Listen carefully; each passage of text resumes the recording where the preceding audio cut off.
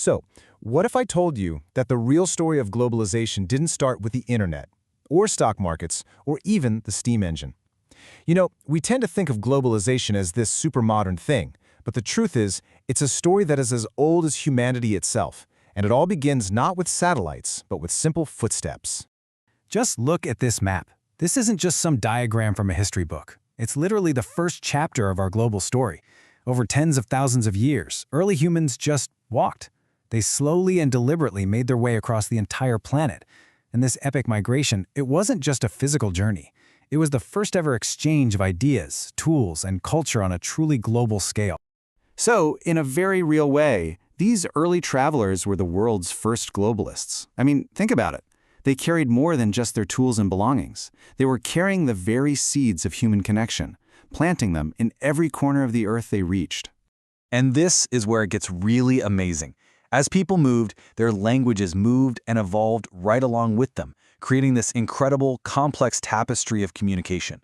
Long before there were trade routes and empires, language was the original network. It was the first thing that really connected all of humanity. Okay, so this slow, organic spread was the foundation. But things were about to get a major upgrade. With the rise of empires, the creation of formal trade routes, and, let's be honest, a universal human desire for new stuff, especially new tastes, global connections started to accelerate, and fast. I want you to think about the last meal you ate. Seriously, where did those spices come from? The vegetables, the grains. This map shows it so perfectly. Every single plate of food is like a miniature history of global trade. That coffee from South America, the pepper from India, the wheat that originated in the Middle East, it's all a delicious result of thousands of years of globalization. And let's just zoom in on one powerful example, the humble potato. It started out in the Andes, right?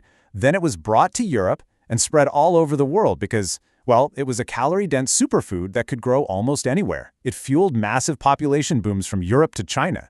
But, and this is a huge but, that reliance also created incredible vulnerability. When a blight wiped out the crop in the 1840s, it led to the devastating famine in Ireland. It's just a stark reminder of how profound and often unpredictable the impact of a single globalized product can be. So, these ancient connections have snowballed into the complex system we have today. We're constantly told we live in a flat world, a borderless economy. But the reality is, often feels a lot more complicated, a lot messier. This tension, this gap between the hype and the reality, is what some folks call the Globalization paradox. And one of the sources for this explainer puts it perfectly. Our ideas about globalization are often totally overblown. We either see it as this magic bullet that will solve all our problems, or we see it as this unstoppable monster. The truth, of course, is somewhere in the middle. So, to put a simple definition on it, globaloney is that huge gap between the dream of a perfect, frictionless global village and the messy reality of national interests, economic shocks, and borders that are still very, very real.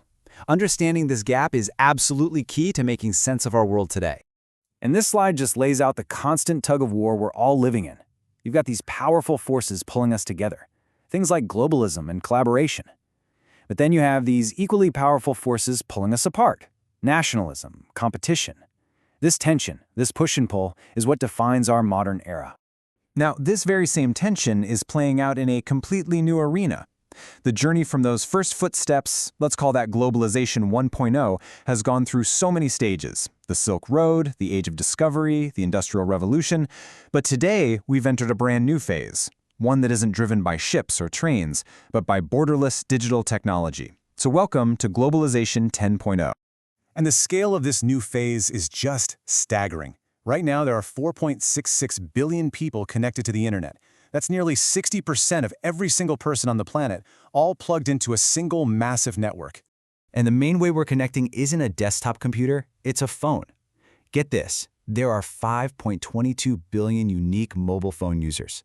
To put that in perspective, more people on Earth have access to a mobile phone than to a bank account. In some places, even more than have access to clean water. It's incredible. And here's the real kicker. An unbelievable 92.6% of all internet users get online using a mobile device.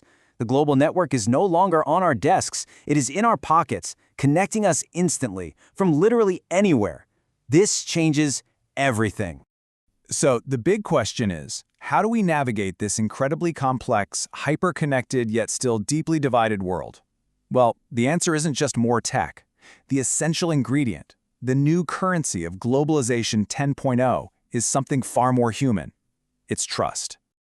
This slide shows exactly why trust is so vital. It places trustworthiness right at the very center of all these competing forces. It's the fulcrum, the balancing point, between our own self-interest and the need for public goods. It's what mediates between freedom and control, competition and cooperation. Honestly, without it, the whole system just flies apart. And look, trustworthiness isn't just some vague, fuzzy feeling. It's built on real, concrete things. Competence. Can you actually do what you say you're going to do?